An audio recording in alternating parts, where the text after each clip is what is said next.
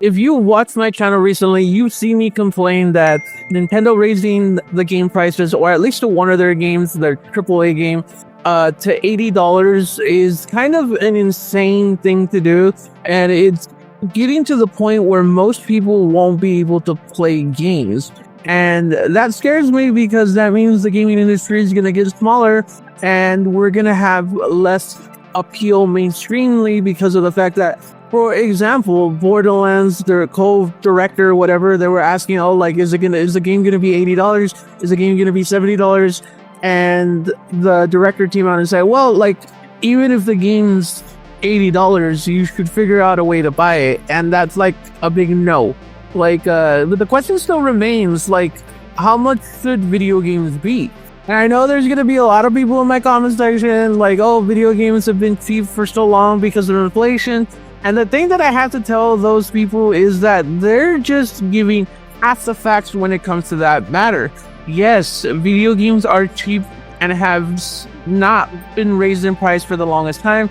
It's also because of the fact that, yeah, like, most people's wages and all of people's wages in the United States has not kept up with inflation. And while, yes, wages should go up, and this is something that needs to be done, fought for, advocated for, at the same time, we live in today's world. We live in the world of what we live in right now. And to cut your profit margin to say, oh yeah, we're going to charge $80, we're going to charge $100, in order for you to make money quicker instead of long term, is kind of insane.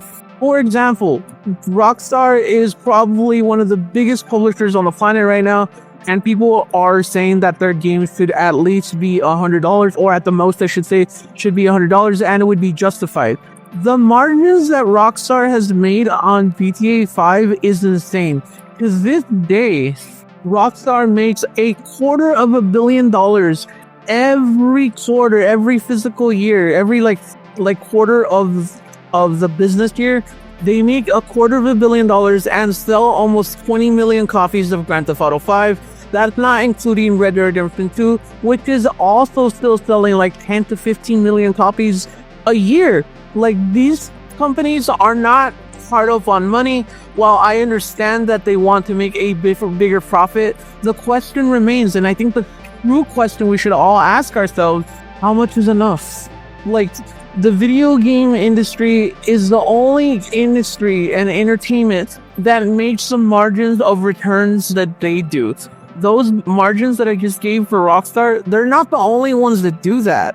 For example, God of War was roughly $100 million to produce, sold about 25 to 35 million copies, and there's good reason for that. That is a giant margin, especially when a lot of those sales were digital, which means they don't have to give up 30% of that margin that they got, like, in order to be able to put it in GameStop and Walmart or on Amazon. They don't have to share any of that profit.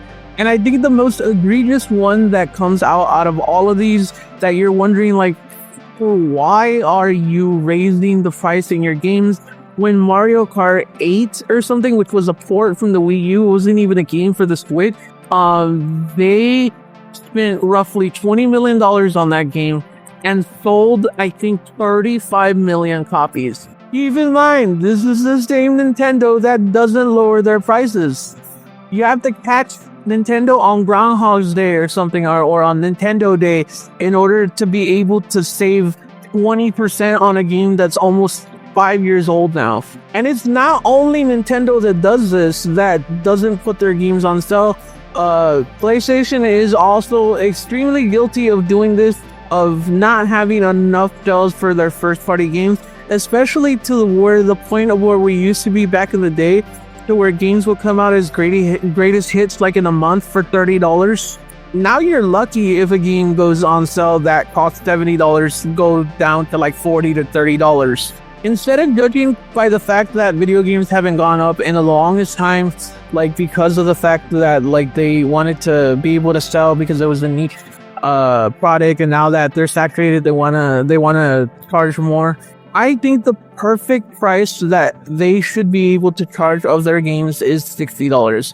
These are people that were making billions of dollars when it came to charging $60 for a game, It's not like they're not making the most profit in any entertainment industry. Do not feel sorry for these game companies, because PlayStation, Xbox, Nintendo, all these people, even though Xbox is struggling right now, the margins of profit that these guys are making is insane, and you shouldn't have any pity for wanting cheaper games, for wanting games that are more accessible for everybody. Like an indie developer said, art isn't only for those who can afford it.